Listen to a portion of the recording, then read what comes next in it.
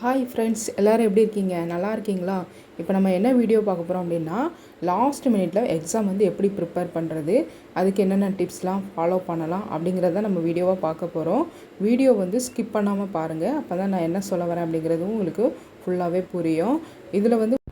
இதில் வந்து ஒரு 6 பாயிண்ட் இருக்குது. என்ன அப்படிங்கிறத பார்ப்போம். ஃபஸ்ட்டு வந்து என்னென்னா, இப்போ நம்ம படிக்கும் மூச்சில் வந்து எப்போவுமே வந்து நோட்ஸ் எடுத்து வச்சுருப்போம். அந்த நோட்ஸ் வந்து ஒரு தனியாக ஒரு நோட்டு போட்டு அதில் வந்து நம்ம என்னென்ன பாயிண்ட்ஸ்லாம் எடுக்கிறோம், என்னென்ன கிட்ஸில் கீவேர்ட்ஸ்லாம் எடுக்கிறோம் அப்படிங்கிறது எல்லாமே நம்ம என்ன பண்ணலாம்னா அந்த நோட்டில் வந்து எழுதி வச்சுக்கலாம்.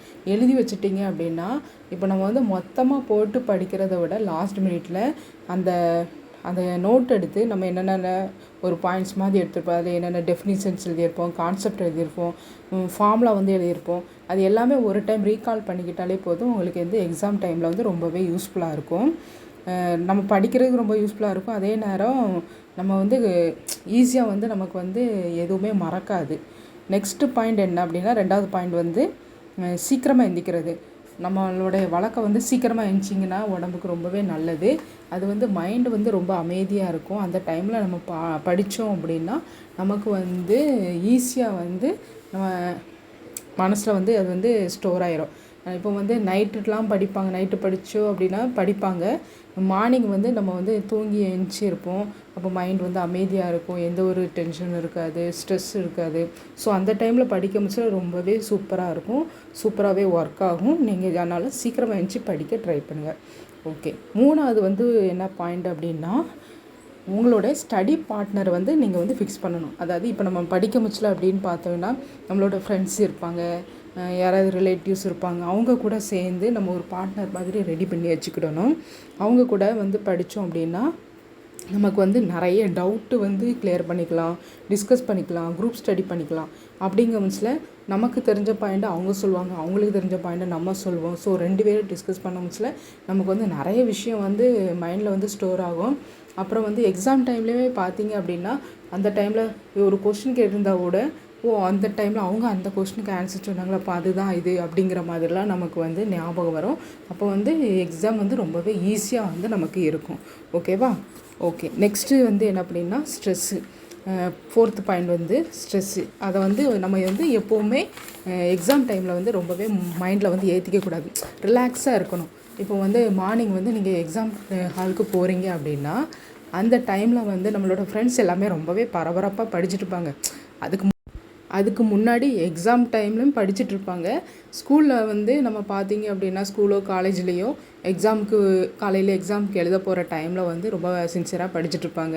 அந்த டைமில் அப்படி ரொம்ப படிக்க வேண்டாம். ஏன்னா நம்ம ஏற்கனவே படித்தது தான் இப்போ புதுசாக படித்தாலும் நமக்கு வந்து மைண்டில் வந்து ஏறாது. ஏன்னா ரொம்ப ஸ்ட்ரெஸ் ஆயிரும். ஸோ என்ன பண்ணிங்கன்னா, அப்படியே ரிலாக்ஸாக விட்ருங்க. ஏன்னா நீங்கள் ஆல்ரெடி படிச்சிருங்க, என்ன படிக்கிறீங்களோ அதை தான் எழுத போகிறீங்களா. அந்த எக்ஸாமுக்கு முன்னாடி நம்ம என்ன படிக்கிறோங்கிறத வந்து போயிட்டு எழுத மாட்டோம்.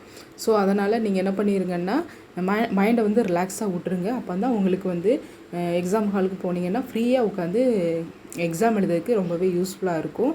எந்த ஒரு டென்ஷனும் இருக்காது, பரபரப்பு இருக்காது, பதட்டம் இருக்காது. ஓகேவா ஃப்ரெண்ட்ஸ்?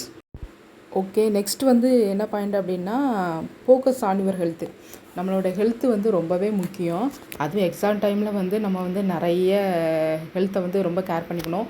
அதாவது என்னென்னா, வெஜிடபிள்ஸு, ஃப்ரூட்ஸு, பழங்கள் அந்த மாதிரி சாப்பிட்டிங்கன்னா ரொம்பவே உங்களுக்கு வந்து உடம்பு ஹெல்த்திங்காக இருக்கும். அதே நேரம் நம்ம படிக்கிறது வந்து மைண்டில் வந்து படிக்கிற பாடம் வந்து எப்போ மைண்டில் வந்து ஈஸியாக வந்து ஸ்டோர் ஆயிரும்.